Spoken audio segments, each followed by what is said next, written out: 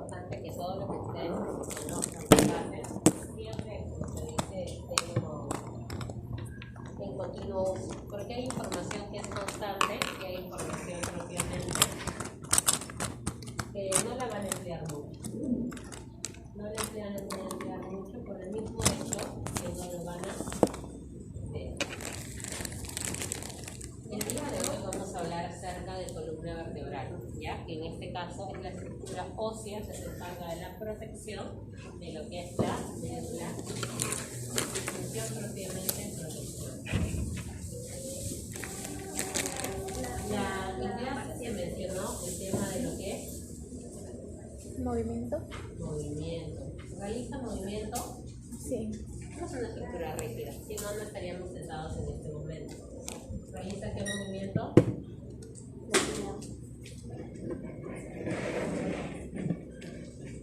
No me acuerdo. ¿Podemos hacer esto? ¿Podemos hacer esto? ¿Qué otro tipo de movimiento más que solamente es este? Flexionamos, movemos, rotamos. Extensión. Extensión. Vamos hacia los laterales.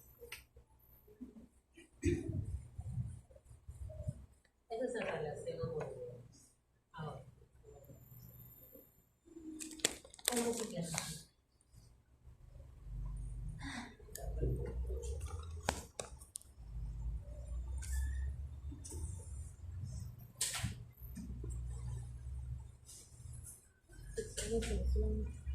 Rotación.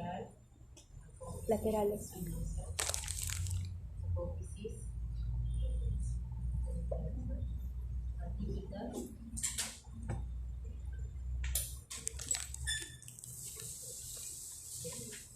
en este caso estamos hablando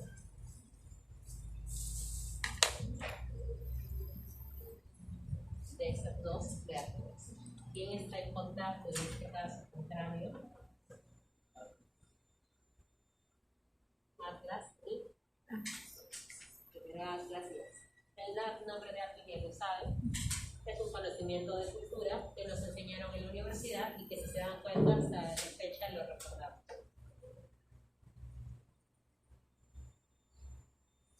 La finalidad que ustedes conozcan de ello, esta estructura, esta división, es más que nada que la parte clínica.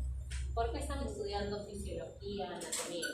Para que ustedes puedan explicarlo en el contexto de un caso clínico. Más que nada estamos hablando de todo lo que son los traumatismos vertebromedulares, ¿ya? Todo este tema de traumatismos me van a originar patologías. Mientras mayor sea el nivel de extensión, mayor va a ser el nivel de compromiso. Mientras más distal sea la lesión, de igual manera más limitado va a ser el compromiso. Entonces, viendo este contenido propiamente de la sesión, vamos nosotros a hacer el desarrollo del tema. Bien, pues, dentro de lo que es el desarrollo del tema, nosotros podemos ver en esta gráfica la C1, que es el atlas, el C2, que es el axis propiamente. Hacemos referencia a que el atlas es un cuerpo vertebral propiamente, pero adelgazado. Y la apófisis espinosa de igual manera es bastante limitada, a diferencia a nivel del axis, que es mucho más prominente y también mantiene una característica de cuerpo estructural propiamente de menor dimensión. Luego tenemos nosotros, a partir del C3 hasta el C7, los cuerpos vertebrales de qué tipo? Cervical. Luego tenemos los dorsales, que en este caso son 12, que es del T1 a lo que es el T12. Las apófisis espinosas, acá tenemos una vista propiamente lateral, cómo son en lo que son las dorsales, son mucho más pronunciadas, son más prominentes. Esta es una característica propia ¿de quién? De mis cuerpos, de mis vértebras torácicas o dorsales. A diferencia de mis lumbares, de mis 5 lumbares, mis apófisis espinosas son más anchas, son más gruesas y son más acortadas. Estamos hablando de L1 hasta L5. Y finalmente hablamos de nuestras 5 sacros que están propiamente fusionadas con lo que es nuestra parte occipital. De igual forma, nosotros vamos a tener curvaturas. La curvatura torácica, que es la que nosotros observamos acá, y lo que es la curvatura lumbar. Estas curvaturas son curvaturas, al igual que la cervical, curvaturas fisiológicas. Son 3 curvaturas propias de la columna. Vamos a encontrar patologías en ellos, sí, a nivel de lo que son las posturales. Los trastornos posturales. ¿Qué trastornos posturales representativos encontramos? Escoliosis. Escoliosis. Lordosis. Cifosis. Rotoescoliosis, escoliosis, cifosis, entre otros. Ahora, dentro de esos trastornos posturales, también tenemos trastornos posturales congénitos, o solamente aquellos que se dan por adaptar malas posturas de manera constante. Por la osteoporosis se podría dar. En ese caso sería patológico, porque es producto secundario, porque sería secundario a una enfermedad. La artrosis, la osteoporosis van a generar deformaciones tempranas a nivel de lo que es la articulación. La osteoporosis sí a nivel de lo que es el hueso propiamente, pero la artrosis a nivel de la articulación, el desgaste, todo lo que es el cartílago. ¿Y de qué manera me influiría a nivel del sistema nervioso? Ya, está bien, se daña la estructura de protección, pero ¿por qué yo tendría que darle tratamiento a un usuario de 50 años que ha tenido menopausia a los 30 años? Porque un factor de riesgo para osteoporosis es la menopausia temprana. No es lo mismo que alguien me dé la menopausia a los 45 que me dé a los 30 o 35 años, que es la menopausia temprana. A esa usuaria que ya tiene actualmente 50 porque ha tenido menopausia temprana, yo le pido una densimetría con la finalidad de evaluar la densidad ósea. ¿Qué estructuras óseas evalúa la densimetría? El cartílago. La densiometría. Estamos hablando de osteoporosis. Recordar, artrosis es cartílago. Todo lo que es cartílago. Osteoporosis, su nombre lo dice, osteoporosis, huesos. ¿Qué examen se pide en la osteoporosis para poder identificarlo? Porque primero que nada, yo identifico factor de riesgo. Hay que poner en la práctica clínica lo que estamos estudiando. Pero ustedes van a hacer medicina interna 1 de acá a un año. ¿Un año o el siguiente ciclo? Entonces, ¿qué examen con estándar yo pido para mi osteoporosis? Se relaciona con columna vertebral, que es lo que estamos estudiando. Densimetría ósea. Ya. ¿Qué me abarca la densimetría ósea? Así como un hemograma implica que yo tome una muestra venosa. El nivel de desgaste del hueso. Ya, evalúa el nivel de desgaste del hueso, pero la pregunta es de qué hueso. Así como una muestra de sangre, yo tengo que tomar una función. ¿Torácicas? ¿Torácicas? No. Te evalúan 3 estructuras óseas. En una densimetría yo veo 2 resultados, osteopenia y osteoporosis. Uno de esos huesitos es de los huesos del antebrazo. ¿Cuáles son los otros? ¿Coxales? ¿Fémur? Fémur, eso es el segundo. El tercero tiene que ver con lo que estoy estudiando, ahí ya no estoy dando la respuesta. ¿Cuáles? Porque sabemos que se divide en segmentos. ¿Me toman las cervicales? ¿Me toman las sacrocoxígeas? Torácicas. La densiometría me abarca columna, pero a nivel de qué columna? Columna lumbar. Por eso es importante que yo también conozca esta enfermedad. Y la pregunta es, ¿por qué me estudia la columna lumbar y no me estudia la cervical? No me estudia la torácica, no me estudia la sacrocoxígea. Si hablamos de peligrosidad, hablaremos de cervicales, porque hemos visto que las cervicales son las que más postrados nos pueden dejar, a diferencia de las lumbares.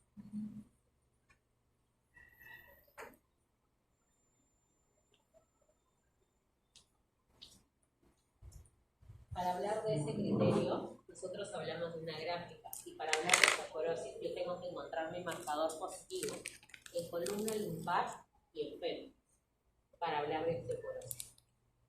Si me marca antebrazo, es osteopenia, y lo único que damos es suplemento.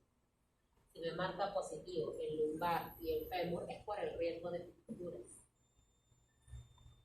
Una fractura a nivel de esta zona lumbar va a tener una implicancia propiamente funcional en el usuario a nivel de movilidad. una fractura a nivel de fémur de igual manera. Nuestros usuarios de osteoporosis, ¿cuál es la fractura más frecuente? Las fracturas de cadera, ¿ya? Entonces tenemos nosotros por eso la importancia de lo que es tomar esta medición en relación a este examen. Y el tratamiento de una osteoporosis ya no va a ser darle solo suplementos. Le tengo que dar fijadores de calcio, ¿ya? Entonces, ahí vemos la importancia de nuestra columna lumbar en relación a una patología.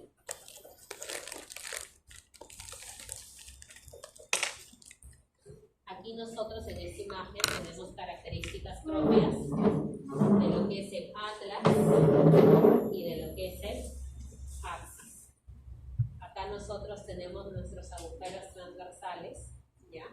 De igual manera nosotros tenemos nuestras carillas articulares superiores, nuestras carillas articulares inferiores, nuestro tubérculo posterior, esta es una vista baja, tubérculo posterior, nuestro tubérculo anterior, es lo que observamos acá, tubérculo anterior, tubérculo posterior, nuestro agujero propiamente central, y a nivel de las cervicales, ¿cuál era la importancia de estos agujeros transversales? Y eso fue pregunta de evaluación en el examen práctico. ¿Se acuerdan o no se acuerdan? ¿Quién me dice en el examen cuál de las vértebras identificaba esta zona? El agujero transverso. ¿Vino el agujero transverso en el examen? Sí, foramen transverso. Sí, ya, sí vino, entonces ya no más.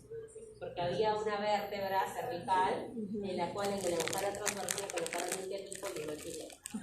Perfecto. Eso es un punto a favor. Ahí ya saben que todos tienen uno. Y esa es una de las respuestas en relación a lo que es la evaluación. ¿Cuál era la importancia? ¿Qué explicó la doctora?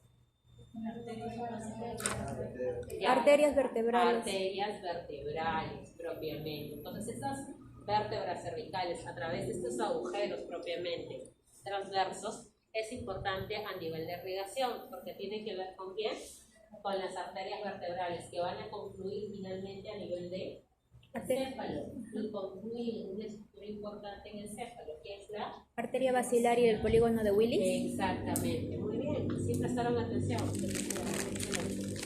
Entonces, de lo que es mi atlas, ya hemos visto que es una vértebra típica, estamos viendo estructuras importantes, tubérculo anterior, tubérculo posterior, carilla articular superior, carilla articular inferior y de igual manera sus agujeros transversales.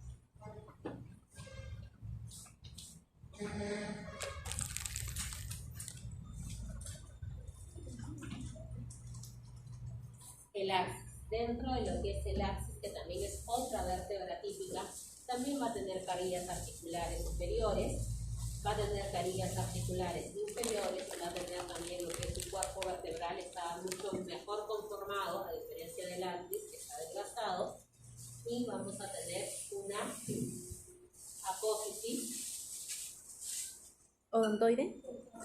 más pronunciada. ¿El atlas tiene? No, solo tiene la carilla. Exacto. En cambio, el axis sí tiene propiamente su apófisis dentada mucho más pronunciada y también su carilla articular respectivamente. Vamos a tener también nuestra apófisis, nuestro proceso espinoso. También tenemos lo que es nuestro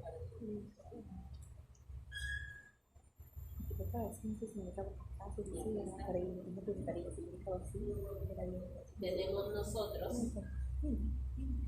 nuestro proceso dentado, nuestra carilla dentada, tenemos lo que es el atlas de manera respectiva, el axis con lo que es su cuerpo propiamente, el proceso dentado que es este, cuerpo vertebral, axis, C3, C4 con los cuerpos vertebrales y con sus procesos espinosos. Sus agujeros, de igual manera, que están acá, hay uno, hay dos, sus agujeros transversos.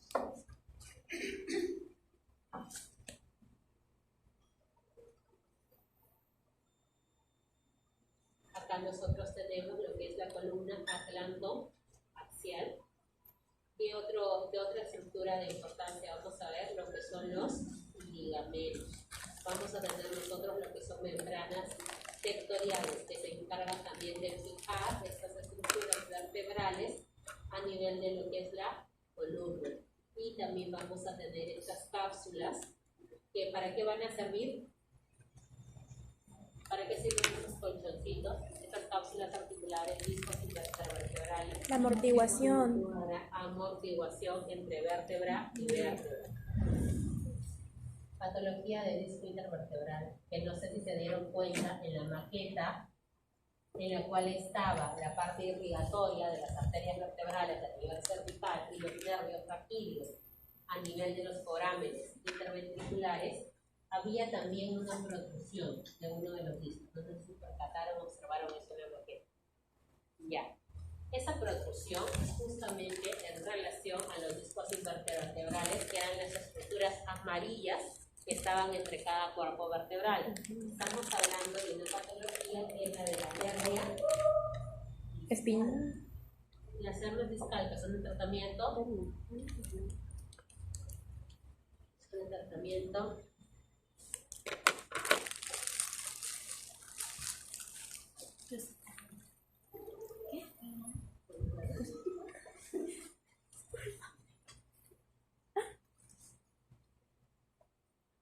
Inicialmente médico y luego, si no mejora, quirúrgico. Por eso tenemos la especialidad de neurocirugía.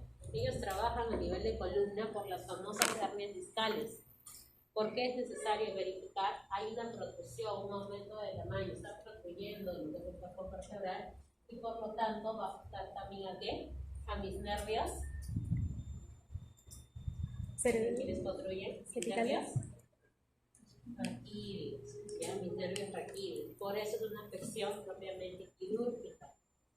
¿Ya? Dentro de lo que es la membrana tectorial, la membrana tectorial es la membrana que va a recubrir a nivel de lo que son las vértebras, no olvidar eso. De igual manera tenemos las imágenes, los ligamentos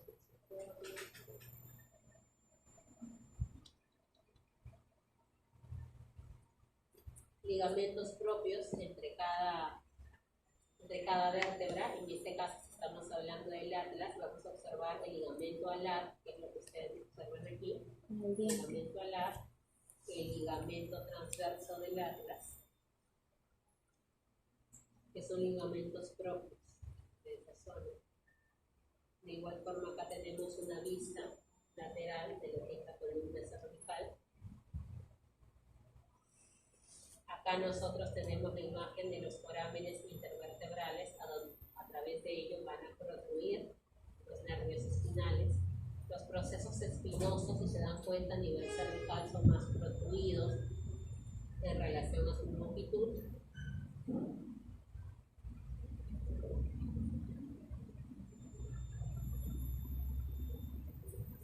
Foramen intervertebral, a través de ellos protruye el nervio. Tenemos C3, C4, C5, cuerpo vertebral.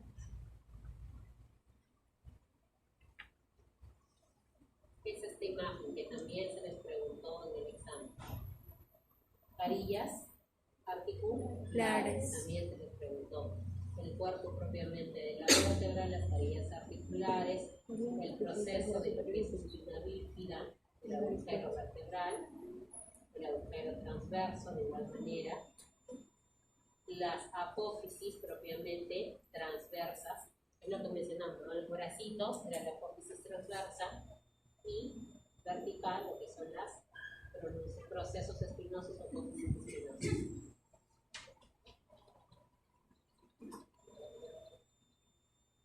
De igual manera, proceso transverso, tubérculo posterior. Si queremos ser más específicos, tubérculo posterior, tubérculo anterior, cuerpo, transverso.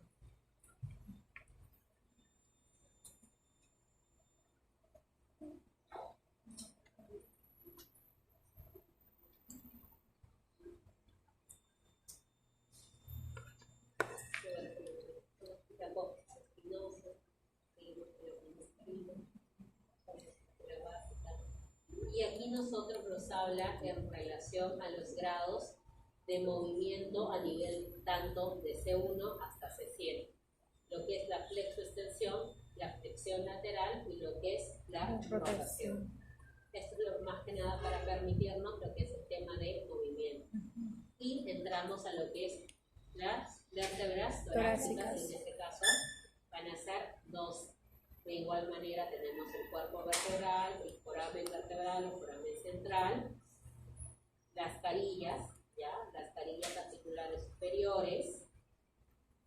Igual tenemos la apófisis transversas, la espinosa. Un momento, por favor. Buenos días.